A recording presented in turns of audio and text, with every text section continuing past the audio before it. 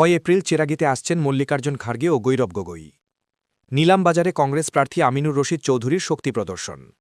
দক্ষিণ করিমগঞ্জ বিধানসভা সমষ্টিতে নির্বাচনের দিন যতই ঘনিয়ে আসছে ততই রাজনৈতিক লড়াই ক্রমশ তীব্র হয়ে উঠছে।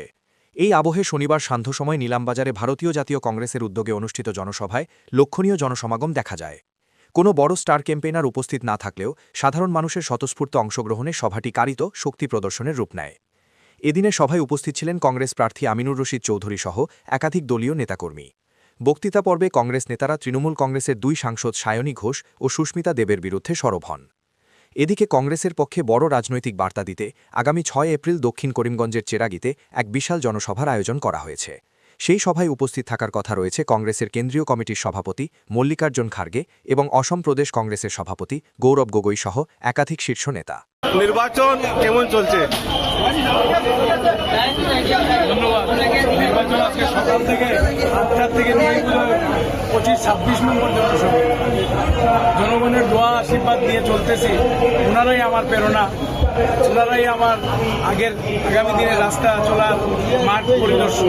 জনগণের আশ্বাস কেমন পাচ্ছেন আপনার দক্ষিণ করিম সমষ্টিতে? জনগণের আশ্বাস কি পাচ্ছি, এই সভা কি বুঝালো? কোথায় আমাদের তো ভাই স্টার ক্যাম্পেনার নাই, জনগণ সব আমাদের স্টার ক্যাম্পেনার। সবাই দেখতে পেলাম আপনি সুস্মিতা দেবের বিরুদ্ধে কথা বলছেন, ওনাকে কঠোরভাবে আক্রমণ করেছেন, ওনার বিরুদ্ধে কি বলবেন আপনি? সুস্মিতা দেব একটা ওয়ার্ড মেম্বার হওয়ার যোগ্যতা রাখে না। যদি ওয়ার্ড মেম্বার হওয়ার যোগ্যতা রাখতো, ইলেকশন খেলে এমপি হইতো, রাজ্যসভা কেন গেছে? আইয়া যত মিথ্যা প্রতিশ্রুতি দক্ষিণ করিমগঞ্জ আর কিতা বড় টুকুটুকের কোনো সিট নেই, সারা সিট নেই দিও, সারা সিট কিতা এক সিট নেই ইলেকশন রোজ 2বার আইরা কিতার লগে আইরা বিজেপি পাস করাইবার লগে আইরা।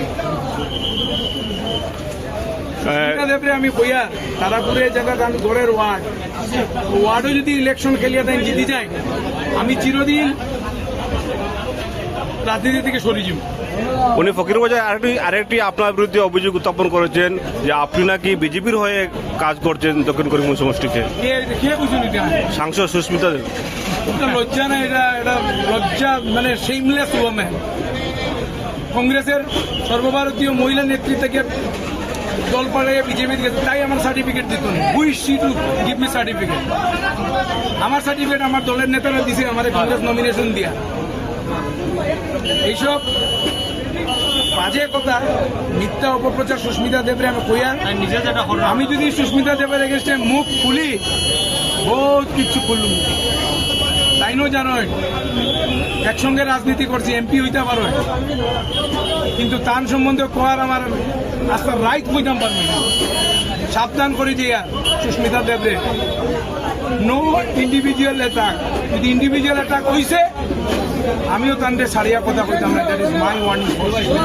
আপনার হয়ে কি দলের কোনো ঊর্ধ্বতন কর্তৃপক্ষ দক্ষিণ করিম সমষ্টিতে নির্বাচনী প্রচারে আসছেন কি? আমরা কইলাম তো আপনার, আমি এখানে পারমিশন পাইলাম না করে সচিন পাইলটের আমি হেলিকপ্টার পারমিশন না পাওয়া আমি ল্যান্ডিং করাইতাম পারলাম না। সারাদিন দেখবেন সবে কষ্ট করছেন। আজকের দিনও পারমিশন, আগামী দিনে কোনো অল ইন্ডিয়া প্রেসিডেন্ট আইতা, গৌরব গগৈ আইতা, সব আইতা, আমরা পারমিশন পাই না। রাত 10টা পর্যন্ত আমার মানুষ আটকে রাখি। কবে আসবেন? সোমবার দিন প্লিজ। 6 তারিখ সেরাগি মাঠে এই চলতেছে। মানে বাকিরা বিজেপির এজেন্টের বাকি প্রার্থীরা ভাই একজন ফালাইলেই পায়, আমরা পাই না। এখানে কারণটা কি? ইটা দিয়া তাইলে আমরা আটকাইতে পারতাম না। জনগণ আমরা লোকে আছে, পাবলিক চিন্তা নেই, পাবলিক আমরা লোকে আছে। যত ষড়যন্ত্র কংগ্রেসের লোকে ইন্ডিয়ান করবা, জনগণ তত কংগ্রেস করবো। দক্ষিণ করিমগঞ্জের নির্বাচন নিয়ে আমি আমিনুর রশিদ চৌধুরীর পক্ষে নয়, ভারতীয় জাতীয় কংগ্রেসের প্রার্থী আমিনুর রশিদ চৌধুরীর পক্ষে। আমরা যেভাবে প্রচার চালিয়ে যাচ্ছি, জনগণের যে সাড়া পাচ্ছি, সেই সাড়া থেকে আমরা বুঝতে পেরেছি 9 তারিখে আমরা আমাদের জিত নিশ্চিত এবং গৌরবগৌরীর নেতৃত্বে আসামে দক্ষিণ করিমগঞ্জ ভোটারদের উদ্দেশ্যে কি বলবেন, যেহেতু আপনি যে পুরকরা রাজনীতি ব্যক্তি রয়েছেন, ভোটারদের উদ্দেশ্যে কি বলবেন? ভোটাররা খুব সচেতন, জায়গায় জায়গায় আমরা দেখেছি। ভোটারদেরকে বোঝাতে হচ্ছে না, তারা এখানে কংগ্রেস ভার্সাস বিজেপির লড়াই হচ্ছে, ওদিকে বিজেপির সঙ্গে যাওয়ার কোনো সম্ভাবনা নাই। কংগ্রেসের সঙ্গে মজলুমের পক্ষে, জালিমের বিপক্ষে ভোটারগণ সিদ্ধান্ত নিয়ে নিয়েছেন সিদ্ধান্ত নেওয়ার জন্য। দক্ষিণ করিমগঞ্জ নির্বাচন নিয়ে তুঙ্গে রয়েছে, ত্রিমুখী লড়াই রয়েছে, কংগ্রেস ভার্সাস তৃণমূল এবং এজিপি। কোনো ত্রিমুখী লড়াই হবে না।